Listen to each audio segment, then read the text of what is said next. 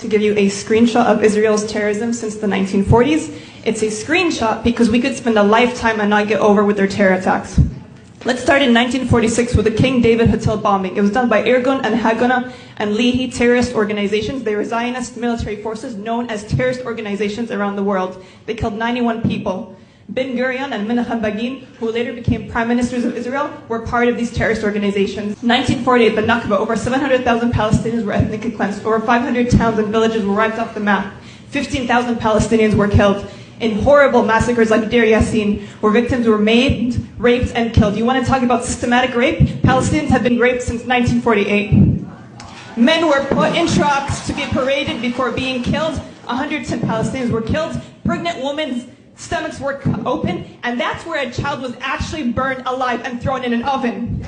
El Dawamiya massacre in Hebron, children were killed by breaking their heads with sticks. Tanzora massacre, 200 Palestinians were killed, men were lined against the cemetery wall and shot. There are mass graves under what is a beach resort today.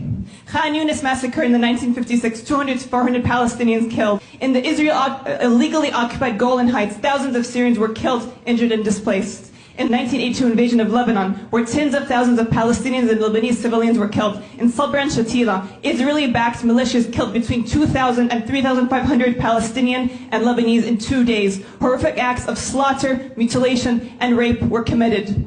The Ibrahimi massacre in 1994 by Baruch Goldstein, an American-Israeli extremist associated with the Zionist movements, who today, Ben Ghafir, who works in the Israeli government, follows that movement. So it is actually a terrorist government in Israel. During that attack in 1994, Baruch Goldstein shot 29 Palestinians as they prayed in a mosque. In 1996, the Qanna massacre in southern Lebanon, the Israeli occupation forces, or the Israeli terrorist forces, shelled a United Nations compound where over 800 civilians had sought refuge because Israel told them to evacuate, as they did today. It is not new for them to bomb UN compounds and hospitals and schools. They've been doing this for decades.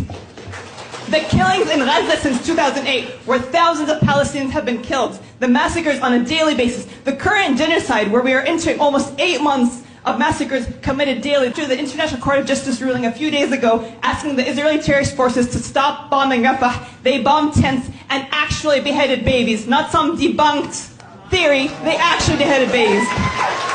There was testament. I left my children playing in the tents. I hugged them as I fled. I left to cook. I came back panicking as I heard airstrikes. I found my 6 children that couldn't fit in the tent. They burnt and became ash.